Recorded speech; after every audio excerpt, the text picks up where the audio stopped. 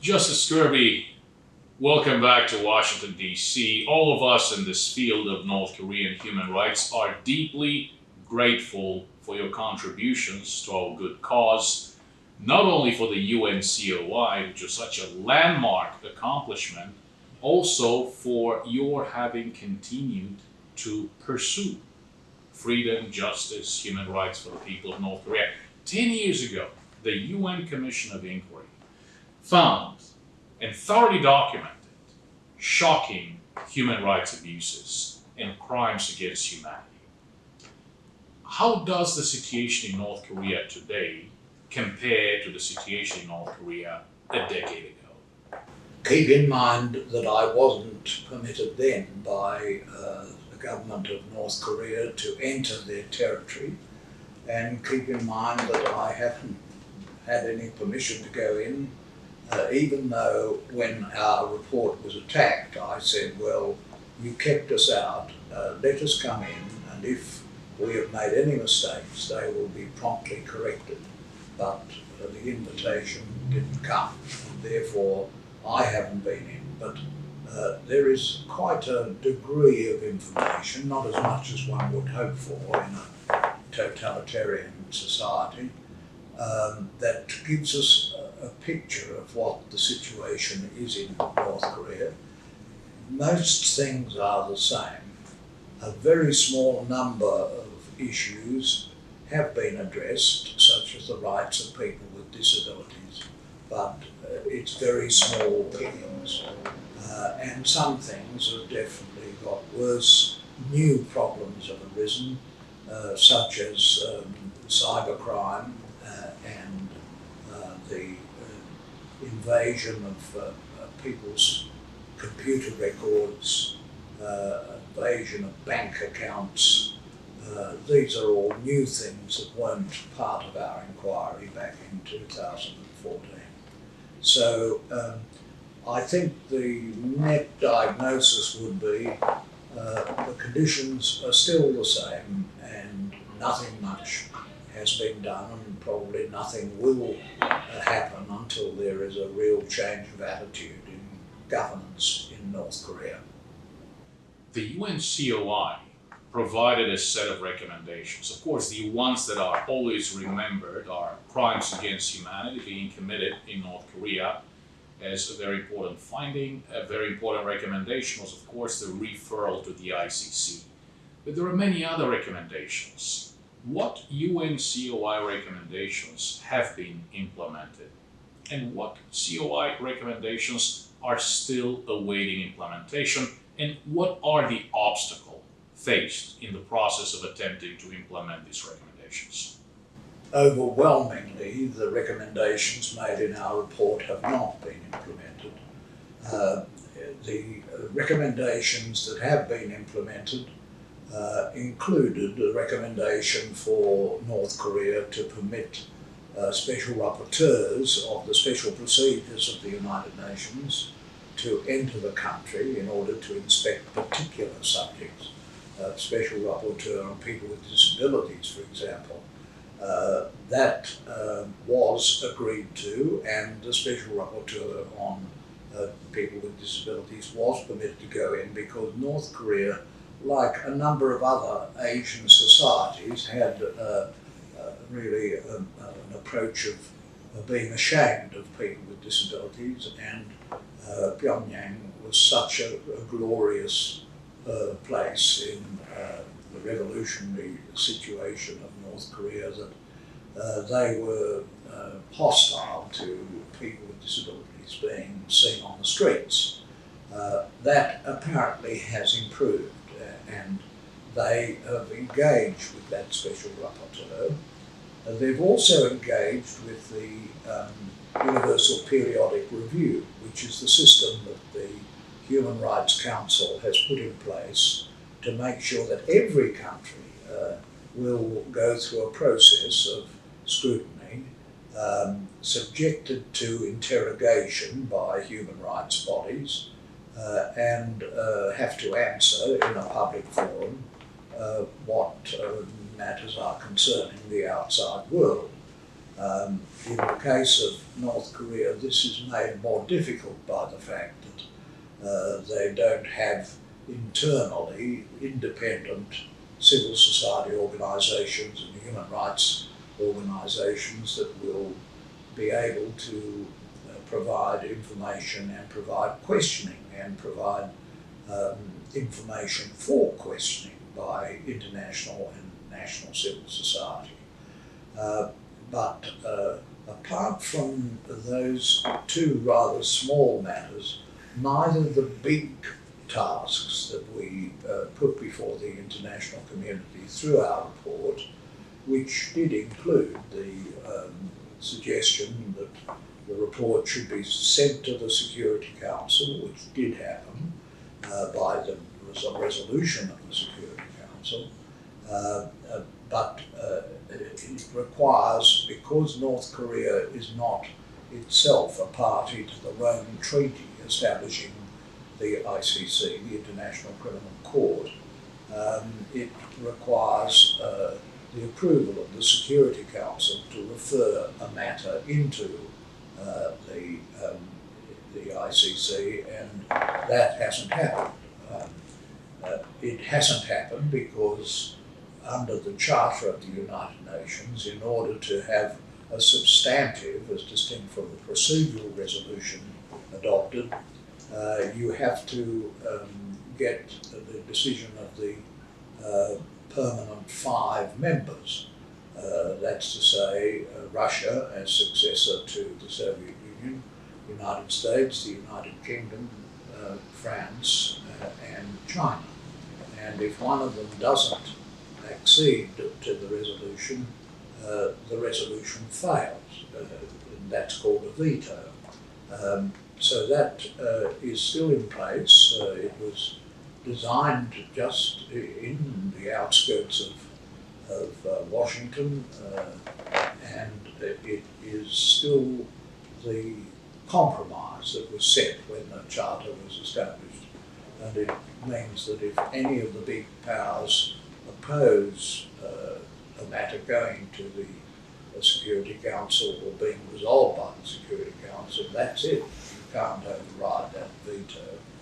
And that being the case, a very important way of dealing with the allegations of crimes against humanity was taken away from us. And there are other ways in which we could tackle that, ways such as enlivening a new international tribunal by the General Assembly, creating such a tribunal, or enlivening the courts of a country with jurisdiction to deal with a case. And there has been an argument that the courts of South Korea would have jurisdiction under the Constitution of South Korea over what has happened in North Korea, a matter that's contested by North Korea. Or there would be other procedures such as assertion of universal jurisdiction by the courts of other countries far from North Korea, simply because of the nature of the international crimes that are alleged. So these were the various formulae, but far and away the most effective way to deal with the crimes against humanity that are recorded in our report and which we suggested should go to the ICC. It's the ICC, the International Criminal Court, that is the most logical, the most appropriate, the tribunal with the most appropriate jurisdiction to deal with the cases of North Korea. And as we warned in our report, it would include dealing with, under the command principle, the great leader of North Korea. That's how he is described in Korean, Kim Jong-un.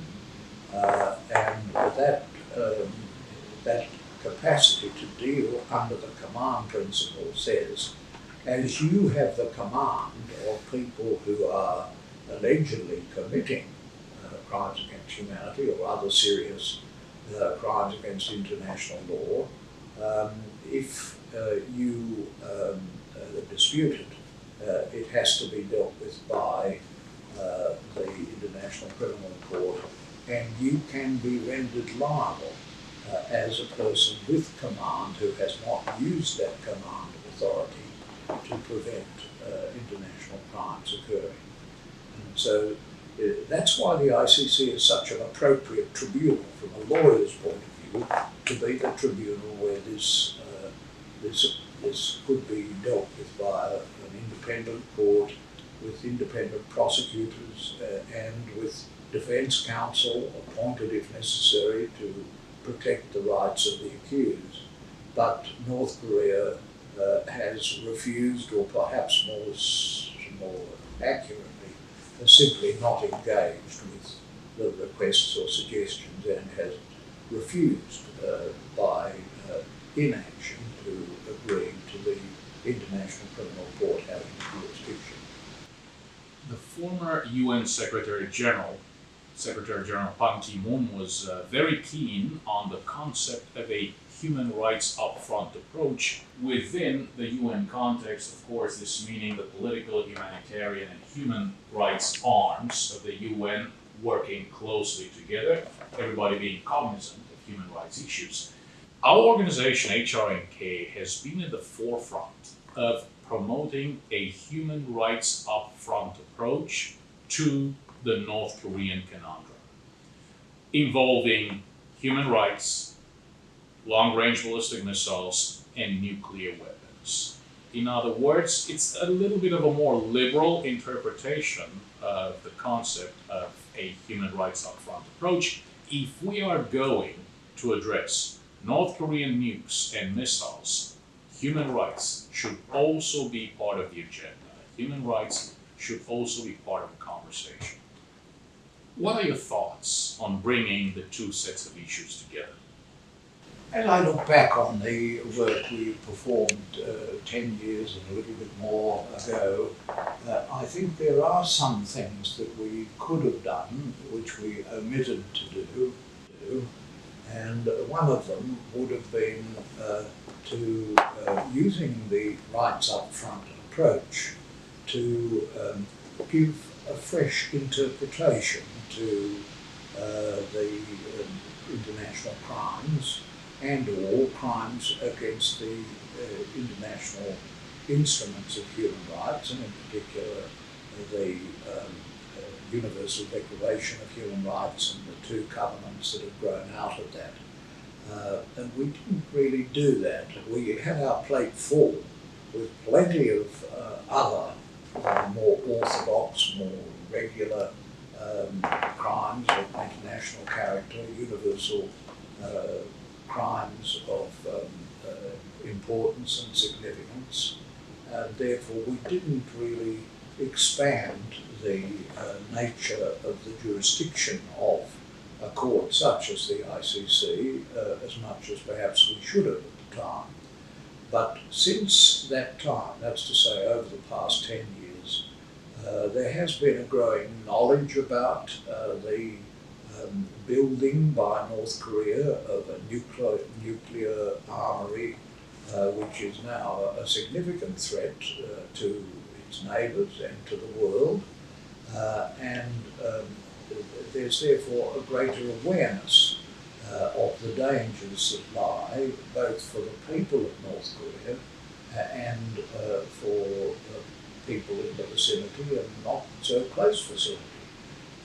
In the 10 years since our report, North Korea has really developed remarkably the weaponry of nuclear fission, fusion, and has developed with amazing skill the weaponry of rockets that can deliver potentially nuclear weapons.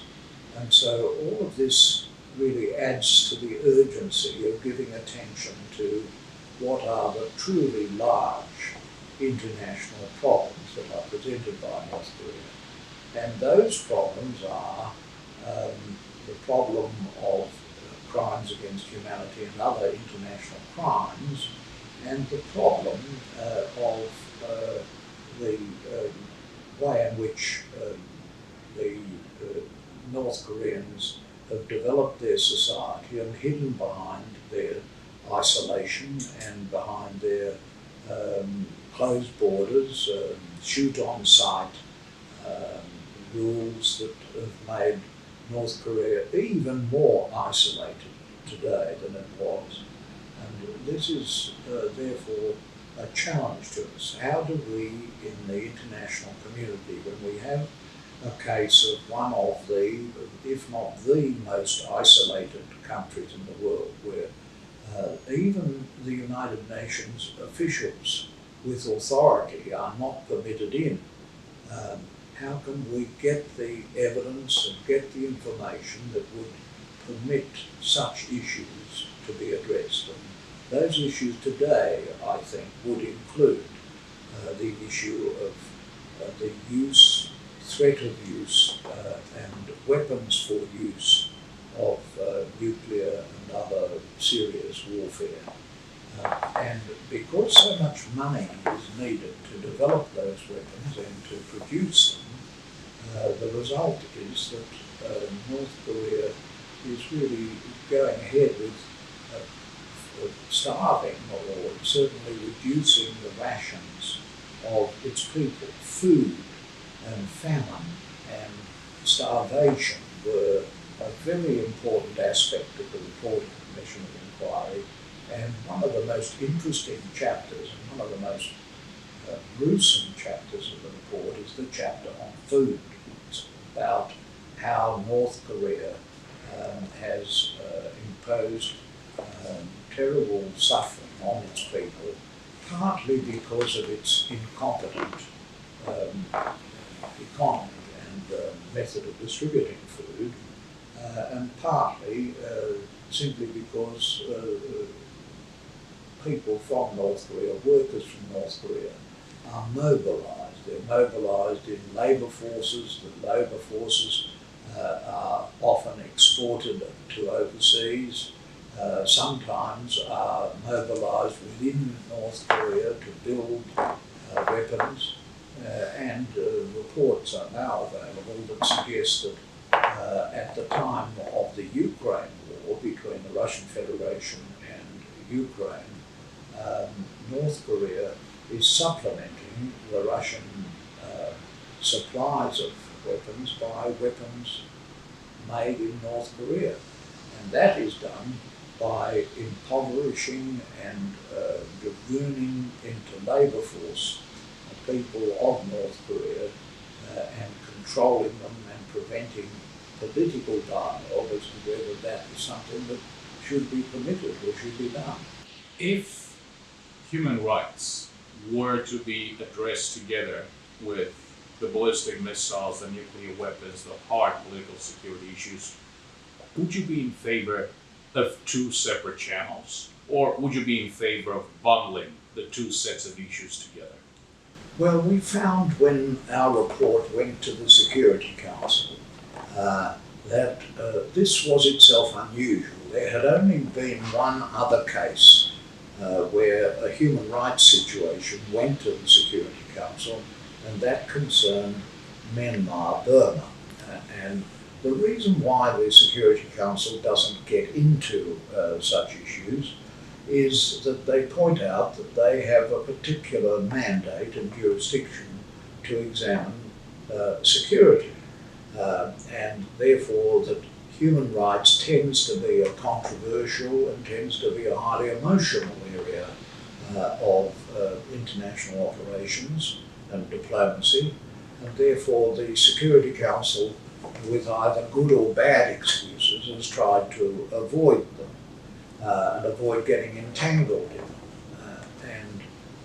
As well as that, value systems in a number of countries of the Security Council, especially the Permanent Five, and I'm thinking here especially of the People's Republic of China and the Russian Federation, are going to be different from that of other countries. things. And so on the whole, the Security Council tries to steer a long way clear of these issues.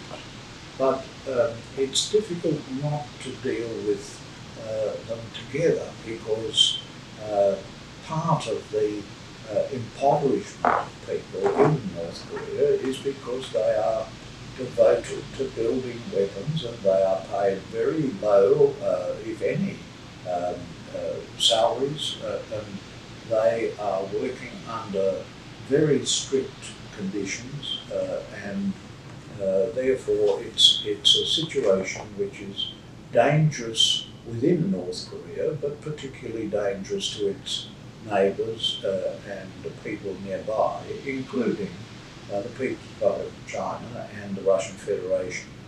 Those two countries, though they have short-term reasons for seeking cooperation with North Korea, particularly in the Russian case, to get cheap or available weapons for their war in Ukraine, that nonetheless it's a factor that is really endangering the lives of people, and that therefore enlivens in many of the provisions of the Universal Declaration of Human Rights and the international covenants, because human life and human dignity are the essence of what the protection of human rights in the United Nations system is all about.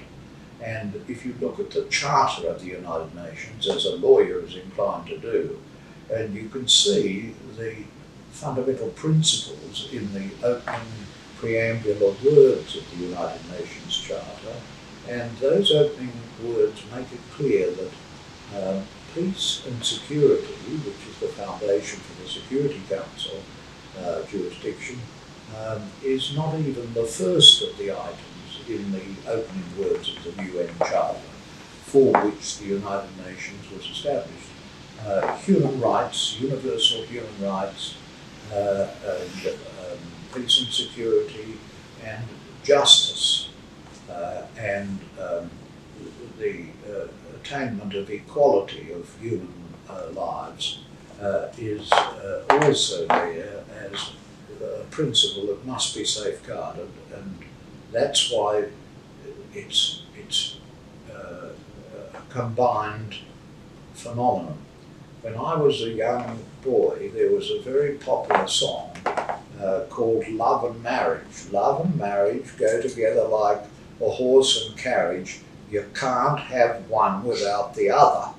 That was the words of the song in those days. Well, whether that's true still of love and marriage, it is certainly true of international peace and security and universal human rights. You can't really have one without the other, because dignity of human beings and the lives of human beings are at stake in both objectives of the United Nations. Thank you very much. You have some great quotes for our website and our materials there. Justice Kirby, in addition to your extraordinary intellectual leadership, you have been a true friend of organizations such as HRNK, of civil society organizations all over the world. You have been to all of us our inspiration, our role model, and a beacon of hope. I always remember what you told me, that I need to maintain a good sense of humor since I'm in this line of work. I'm always grateful when I'm going through hard times and I get a note from you. It always cheers me up and it boosts my morale, and I'm not the only one. So, I was wondering, would you have any advice for our organization, for HRNK and other civil society organizations? What can we do better in order to highlight this nexus between human rights and security issues? As you pointed out, human rights is up front in the UN Charter. The two issues, the carriage and the horse, the two issues go together. Thinking of our role as civil society organizations, what can be done better? Well, I congratulate HRNK I've followed its work very closely, especially after I got the mandate for human rights in North Korea. I worked very closely with my colleagues, Marzuki Darasman and Sonia Basurko, and we all ended up loving HRNK for the work that you do for people in North Korea whom you will never meet, probably never have any connection with, but you do it because they're human beings with fundamental human rights and with a need for protection against the terrible weapons that now exist in our world and against war and destruction of human life. So all of this fits together. I'm a civil society person. I started in Australia in the Council for Civil Liberties. I then graduated to the International Board of the International Commission of Jurists, and I ended up as a co-chair of the Human Rights Institute of the International Bar Association. So I'm a person who learned my skills as a lawyer and also as a human rights champion from civil society organisations like yours.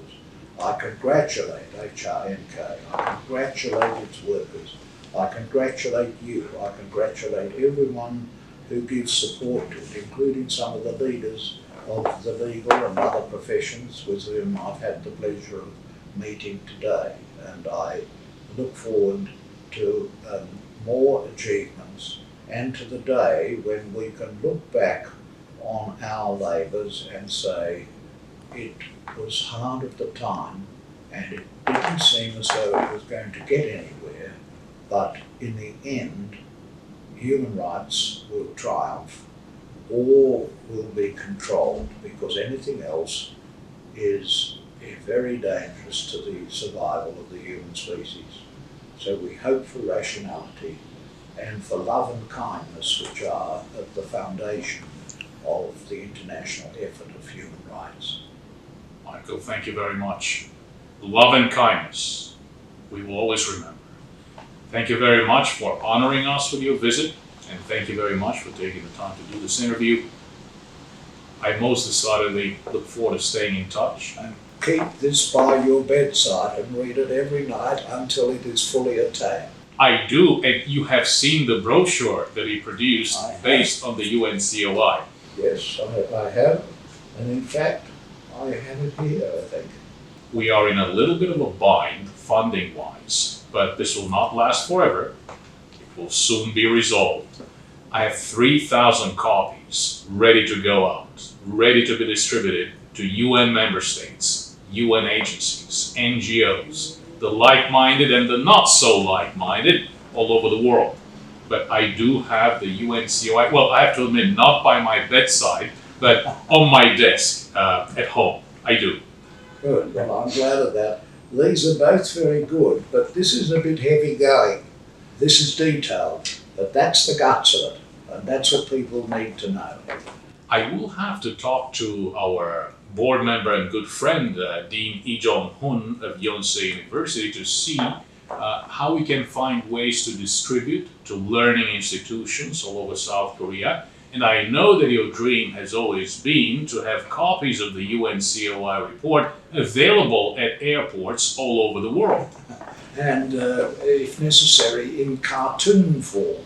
We shouldn't joke about this. No. It's a matter of getting into the minds of people, because the minds of people will insist that universal human rights are observed. That was Eleanor Roosevelt's great gift to the world, the Universal Declaration of Human Rights. And she was right, and we are the children of the Universal Declaration. We should persist in her noble dream. Amen to that. We shall continue to do our best. Thank you, Michael.